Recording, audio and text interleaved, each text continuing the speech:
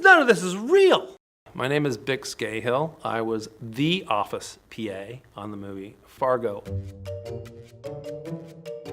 Okay, when we started shooting Fargo, it was, I think, January in Minneapolis, and there was no snow on the ground, and Fargo is all about snow.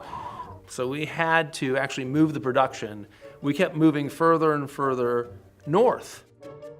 Finally, by the end of the movie, we were actually shooting near the Canadian border to get snow.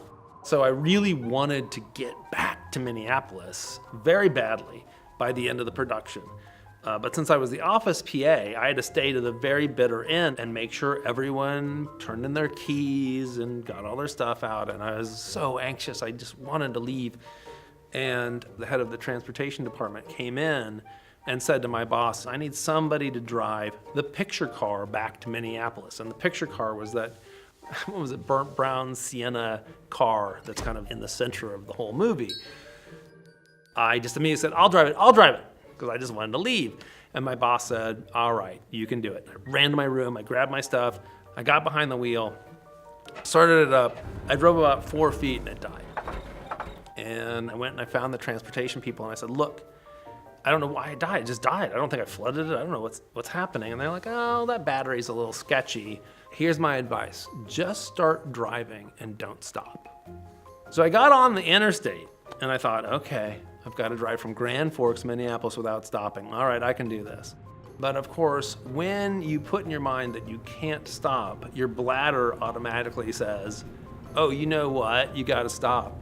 And I thought, there's going to be a lot of weird explaining to like the Coens if I urinate all over the picture car.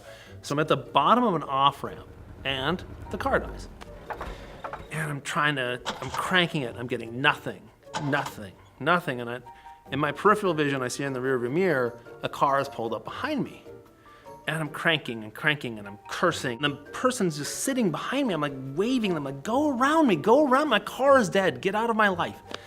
And it won't. And then I see somebody standing here and it's a state trooper.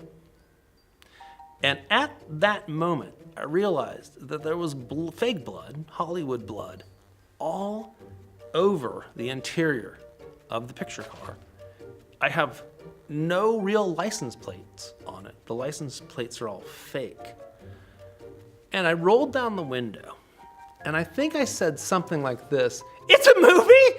The Coen, you remember Blood's Simple, and it's just, none of this is real. And the guy just said, step out of the car.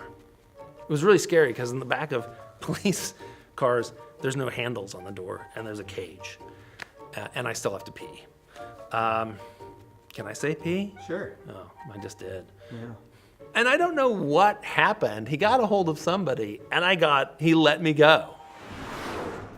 So I started driving again. By now, it's starting to get dark. And so I pulled out the knob for the headlights, and the car just went like this. And I was like, what? And I shoved it back in. And so it was the alternator. It had no power. And I thought, okay, I am just going to drive back to Minneapolis in the dark without headlights then. So my plan was to kind of like hook in behind people whose cars had headlights and just stay really close to them. And I did that for about 50 to 100 miles. And I thought, I'm going to get killed or pulled over again. And so I stopped, and I think I was 98 miles still outside of Minneapolis, and I had AAA, and they will tow you 100 miles. So a guy had to come out from the Twin Cities and tow me 100 miles, and he never said anything about all the blood in the car. The joke was, I got home hours later than I would have if I just would have stayed to the end of the day and gone home when I was supposed to. Thanks for watching another My Minnesota Story. Please leave a comment, let us know what you think. Did you like it? Did you hate it? Do you want us to make more? If you do, we need your help. Please leave a comment, let us know if you've got a Minnesota story to share. Or you can email us at mymnstory@tpt.org. Thanks.